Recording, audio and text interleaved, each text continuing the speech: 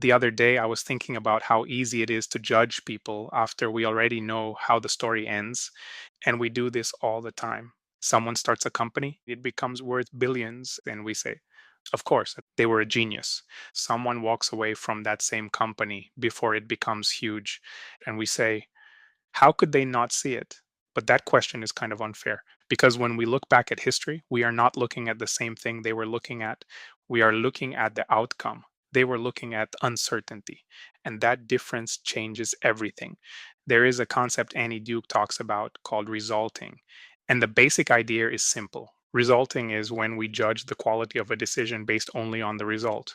If something works out, we assume it was a good decision. If something fails, we assume it was a bad decision, but life does not really work that cleanly.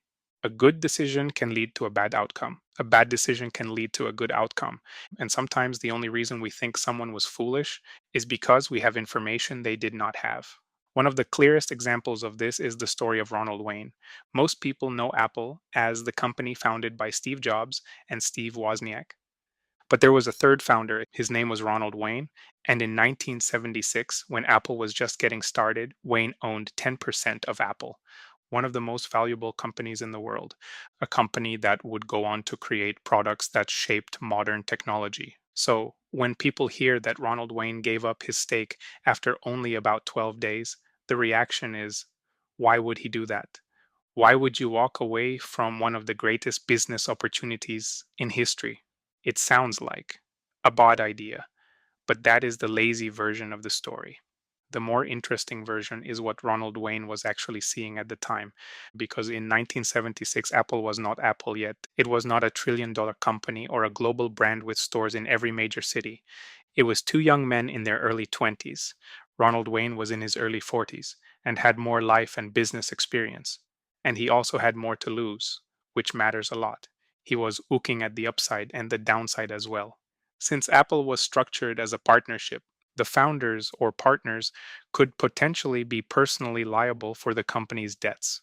And Wayne had already been through business failure before. So when he looked at Jobs and Wozniak, he probably saw two brilliant young men, but he also saw two young men who could take big risks because they did not have much to lose. From our current perspective, the decision seems obvious. Wayne shouldn't have sold his shares, but from his perspective, the future was not obvious at all. There was no iPhone or App Store. There were no people lining up outside Apple stores to buy the newest device. All there was at the time is uncertainty. There was no documentary to show you how it played out. You couldn't see a $4 trillion market cap, and you do not get to see the market cap. You have to make the decision with the information you have. And that's why resulting is so prevalent and dangerous. When we know the ending, we start rewriting the beginning. We lie to ourselves that the future was obvious and wonder how they could not see it. But what we really mean is, how could he not see what I can see now? And those are not the same thing. This is what makes the Ronald Wayne story so interesting. It is a story about how risk looks different depending on where you are standing. For Steve Jobs and Steve Wozniak, Apple may have looked like a bet worth taking. For Ronald Wayne, it may have looked like a bet that could ruin him if he's not careful. And maybe both things were true. A decision can be reasonable and rational and lead to regret or cost you a fortune. A decision can protect you from one danger while exposing you to another. That is why judging decisions only by outcomes can be so misleading.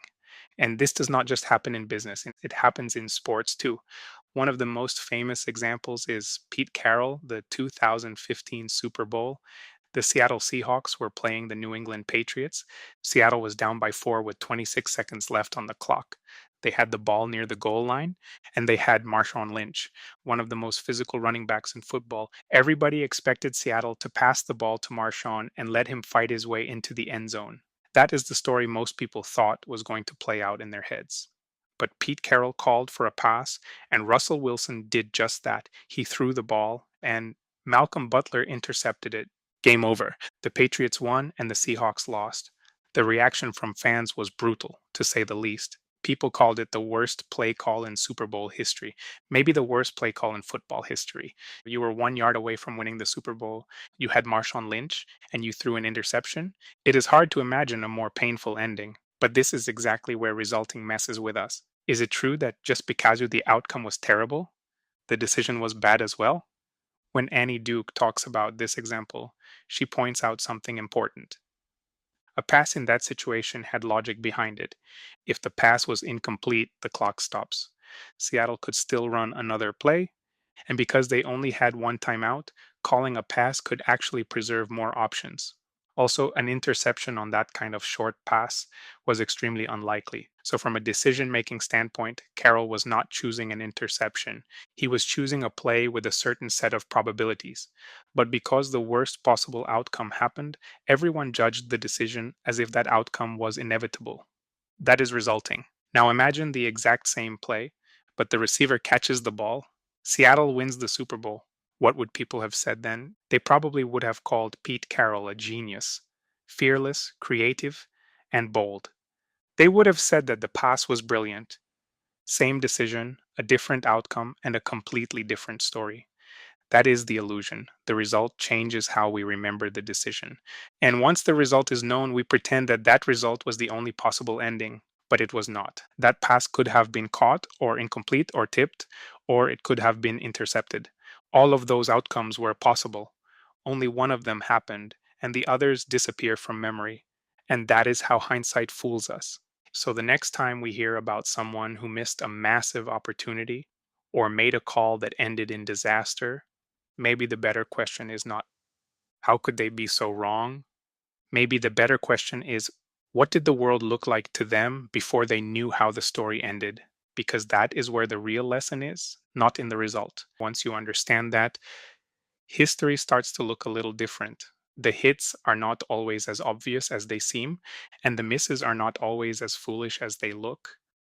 If you learned something from these silly guys on the screen, or simply enjoyed watching them, please don't forget to subscribe.